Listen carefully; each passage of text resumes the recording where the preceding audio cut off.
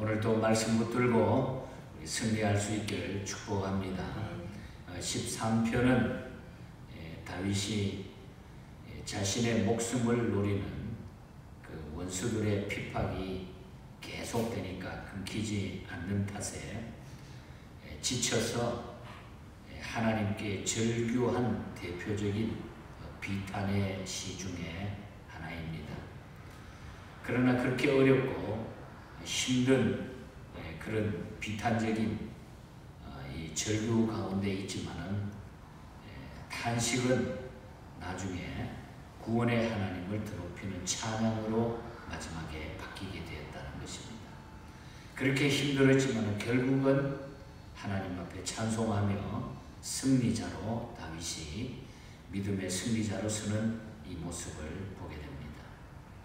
다윗의 생애 중에 끝없는 터널처럼 암담했던 시련의 시기에 다윗은 낙담과 탄식에서 이렇게 시작을 하지만 그러나 결국 끝에는 그 긴 어두운 터널과 같은 일들이 기쁨과 찬송으로 끝을 맺고 있다고 하는 사실입니다. 계속적인 고통의 수령에서도 좌절하지 않고 하나님의 구원을 확신하며 하나님을 섬기고 있는 그 모습을 우리에게 보여주고 있다. 그것이 오늘 본장의 중요한 메시지입니다. 자, 그렇다고 하면은 우리도 연속적인 시련에 부딪힐 때에 어떻게 해야 낙심하지 않고 우리가 확신을 얻을 수 있을까? 그러니까 낙심에서 확신으로 우리가 살 수 있는 방법이 무엇일까? 그래서 오늘 아침에는 거기에 중심을 두고 이 말씀을 우리가 한번 나눠보기를 바랍니다. 먼저 1절과 2절을 보면은 끝까지 더욱 하나님을 신뢰해야 된다는 것. 끝까지 하나님을 더욱 신뢰해야 된다는 그 교훈을 우리에게 준다는 거죠. 다윗은 그칠 줄 모르는 고난과 끝없는 박해 때문에 절망에 빠져 있습니다. 얼마나 힘겨우면은 하나님께서 자신을 더 이상 돌보지 않고 그 얼굴을 숨기셨다. 이렇게까지 말합니까? 그래서 오늘 1절에 보면은 그렇게 말하죠. 여호와의 어느 때까지니까 나를 영영히 잊으시나이까?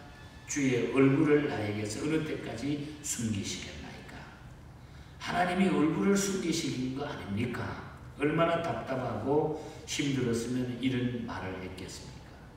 원수들이 자기를 죽이려고 별별 계책을 다 세우고 있을 때에 다윗이 할 수 있는 일은 대책을 강구하는 일밖에 없었다는 것. 2절을 보면 그 내용이 나타나고 있습니다.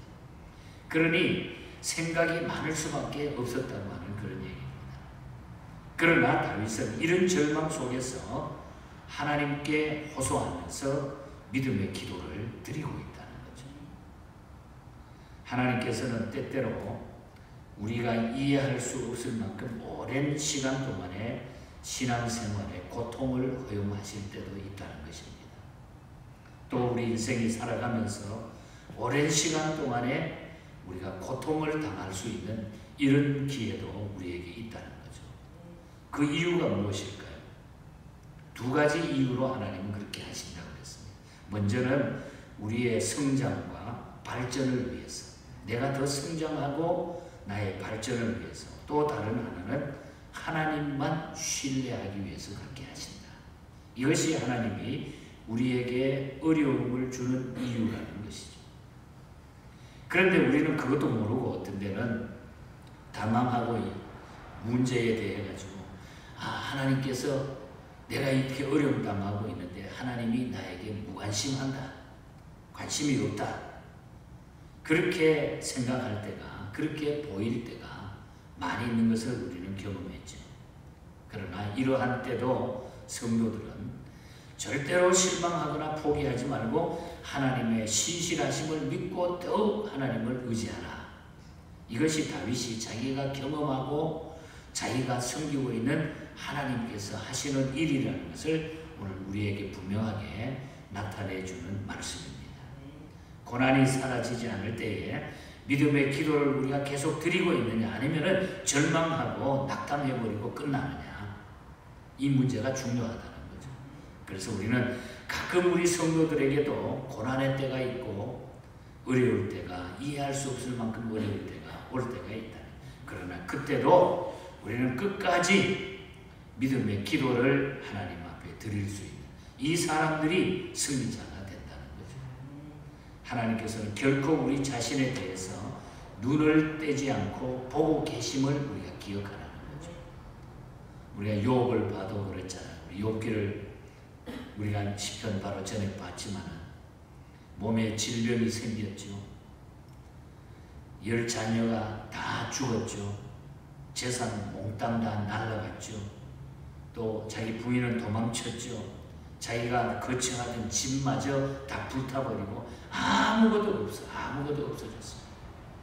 이런 연속적인 시련 속에서도 욥은 범죄치 않으므로 배의 복을 42장에 가서 나누었던 것을 우리는 알게 됩니다. 하나님께서는 어떤 데 우리를 시험할 수도 있고 하나님의 백성을 더 성숙하게 만들기 위하여 하나님만 더 신뢰하게 하기 위하여 이럴 때가 있다. 그러니까 우리가 어려울 때 끝까지 하나님을 더 의지하자. 다윗이 자기가 경험했던 이것이 진짜 진리다. 이 이야기인 것입니다.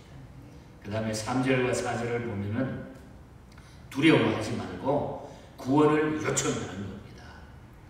아무리 어려워도 우리는 두려워하지 말고 구원을 요청해야 된다. 다윗은 깊은 절망과 근심 가운데서도 살 소망조차 없는 상황에서도 하나님께 매달렸다는 거죠.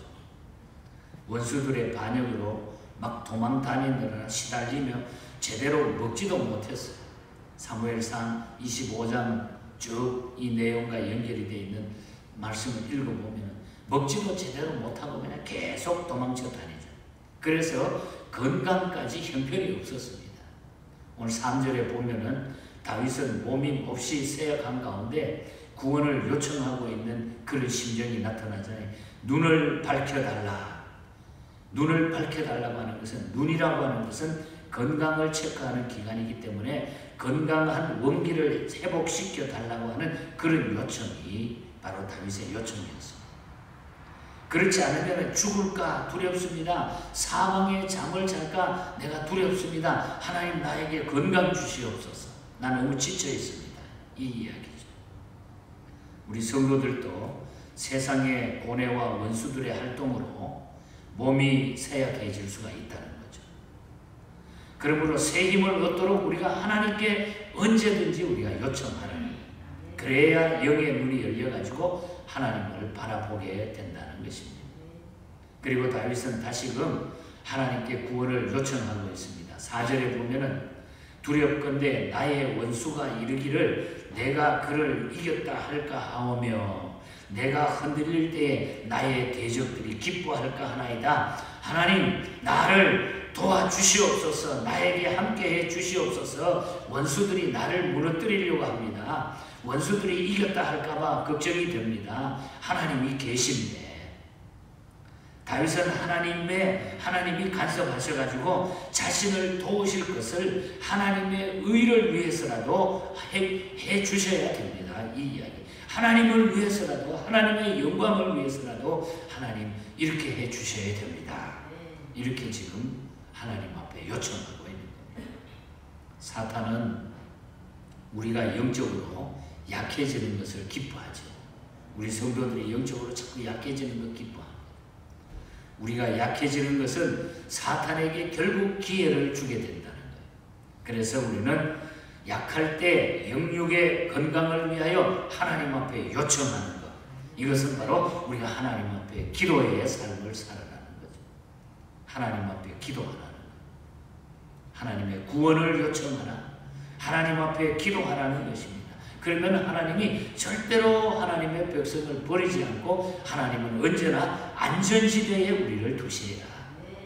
이것이 다윗이 하나님이 자기가 하나님을 섬겼던 심정, 하나님은 바로 그런 분이다 하는 것을 확실하게 우리에게 보여주고 있습니다. 끝으로 5절과 6절을 보면 하나님의 도우심을 기뻐하며 찬양하며 살아야 된다. 그렇기 때문에 그래서 아무리 힘들고 어려워도 결국 하나님이 승리하기 때문에 나는 하나님의 도우심으로 인해서 기뻐하며 찬양할 것입니다. 이 고백이 오늘 결론의 메시지잖아요. 시련은 일시적이며 믿음으로 능히 이길 수 있다 하는 것을 보여주고 있어요. 그러나 연속적인 시련 속에서 응답이 없으면 사실 우리 사람들은 마음에 고민이 심하게 되죠. 하지만 다윗은 고민하지 않고 낙심하지 않고 여기서 멈추지 않고 끝까지 하나님을 신뢰하며 자기의 구원을 확신하고 있다는 것입니다. 5절과 6절을 보면 나는 오직 주의 사랑을 의지하여 사오니 나의 마음은 주의 구원을 기뻐하리이다. 또 6절에 보면 내가 여호와를 찬송하리니 이는 주께서 내게 은덕을 베푸심이로다. 하나님께 기도한 다윗은 하나님의 도우심에 대한 확신을 가지고 하나님을 찬양하고 있습니다. 위기 중에서 하나님의 응답을 확신하면서 이미 받은 줄 믿고 감사하고 있는 이 다윗의 그 신앙이죠. 다윗이 하나님의 인자하심을 신뢰하며 주의 구원을 기뻐한 까닭은 믿는 자들에게 신뢰의 터가 되기 때문인 것입니다. 그리하여 다윗은 자신이 의지하는 주의 인자하심을 기뻐하게 되는 건데 그것 때문에 막 기쁨이 충만하는 거죠. 궁극적으로 하나님의 사랑을 의지하는 자가 악을 이기게 되고 승리하게 된다고 하는 확실한 믿음을 여기서 보여주고 있다.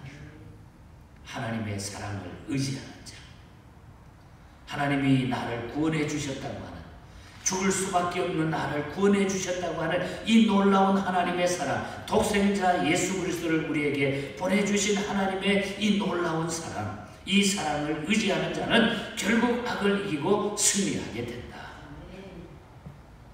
하나님의 사랑을 깊이 새기고 이 사랑을, 하나님의 사랑을 찬양하며 기쁘게 살아가시기를 축복합니다. 오늘 아침에 우리가 하나님의 사랑에 대한 두 곳의 찬송을 우리가 고백하지 않았습니까? 418장 구르트 목사님의 찬송시입니다. 하나님 사랑은 온전한 참사라 내 마음에 부어주시사 충만케 하소서. 3절 가사를 보면 너무너무 우리가 위로가 되고 은혜가 되죠. 그 사랑 앞에는 풍파도 그치며 어두운 밤도 환하니 그 힘이 크도다. 하나님 사랑 앞에는 모든 것이 다 해결돼, 다 사라진다고 합니다. 안나 바틀렛 원어의 찬송시 예수 사랑하심 411장. 예수 나를 사랑하는 것을 나는 안다 하는 원제목이 예수가 나를 사랑하는 것을 나는 안다. 이 고백인데 3절에 우리 고백했잖아요. 내가 연약할수록 더욱 귀히 여기사 높은 보좌 위에서 낮은 나를 보시네. 하나님이 나를 계속 지켜보신다. 날 사랑하심, 날 사랑하심, 날 사랑하심 성경에 써있네. 여러분, 하나님의 사랑을 의지하는 자가 결국 악을 이기고 승리하게 된다는 이 확실한 믿음, 이것을 통해서 우리는 하나님의 이 도우심을 통해서 기뻐하고 찬양하면서 우리 일생을 살아가는 다윗과 같은 이 승리자의 생을 살아가는 모두가 되기를 오늘도 주님 이름으로 간절히 축복합니다. 하나님 아버지 감사합니다. 아무리 어렵고 힘든 여러 가지 힘든 사정들이 우리 앞에 있지만 가끔은 이것 때문에 견디지 못해 다윗처럼 비탄하며 하나님 앞에 여러 가지 모든 것들을 내려놓지만 그러나 결국은 하나님께서 우리를 그때도 지켜보시고 우리의 믿음을 성장케 하기 위하여 더 하나님을 신뢰하기 위하여 우리에게 이런 시간도 허락하신다는 것을 우리가 알고 그 하나님의 놀라운 사랑을 가슴에 안게 해주시고 이 사랑을 잊어버리지 말게 해주시고 이 사랑을 기뻐하며 즐거워하며 찬양할 수 있는 저희들이 되게 하여 주시옵소서. 하나님을 사랑하는 자에게 악을 이기게 하시고 하나님을 사랑하는 자가 결국 승리하게 된다고 하는 이 사실이 오늘 저희들에게 큰 위로와 능력이 되게 하여 주시옵소서. 오늘 하루도 아니 일생 동안 이 믿음으로 살게 해주시고 오늘도 예언교회 모든 가족들 이 믿음으로 승리할 수 있도록 일일이 지키시고 보호하여 주시옵소서. 거룩하신 예수님 이름으로 기도하옵소서.